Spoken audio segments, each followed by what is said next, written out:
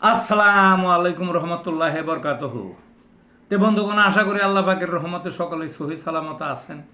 তে কবি Gazi Akkas Ali YouTube channel 017140885009 এর পক্ষ থেকে আপনাদের সকলের প্রতি রইল একান্ত আন্তরিক শুভেচ্ছা ও ভালোবাসা।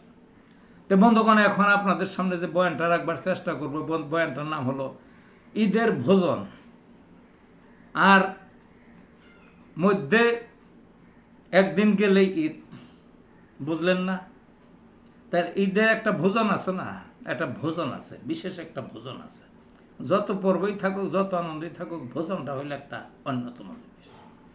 তা আমি বলতেছি, আমরা যখন ছোট ছিলাম, আমরা তো গ্রামের মানুষ, তখন কি ভোজন করতো? এখন তো সবাই জানেনি কি খায়। তখন কি খাইতো মানুষে? তখন খাইতো কি? ওই আমলে কিন্তু বিরিয়ানি পোলাওর চল ছিল না। হয়তো সারা দেশে হাতে গোনা কিছু অভিজাত পরিবারে চলটা ছিল, আর সাধারণ মানুষ এগুলো জানতো না। পানিতে ছিল প্রচুর মাছ, যেখানেই পানি সেখানেই মাছ, হাত দিলেই মাছ। সারা বছর মানুষ মাছ ভাত খাইত, সারা বছর।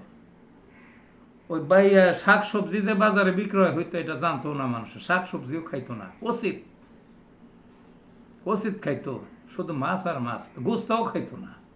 আমাদের আশা ছিল, সবারই আশা থাকতো যে গোস্ত খাইবো না কেন, গোস্ত খাইতো না কেন, মাছ ছিল প্রচুর। যত অনুষ্ঠান হইতো বড় বড় মাছ, মানুষ সমান এক এক মাছ, বোয়াল, চিতল, কাতল, গুইজা, বুঝলেন না? যা হোক, সেটা আমার কথা না।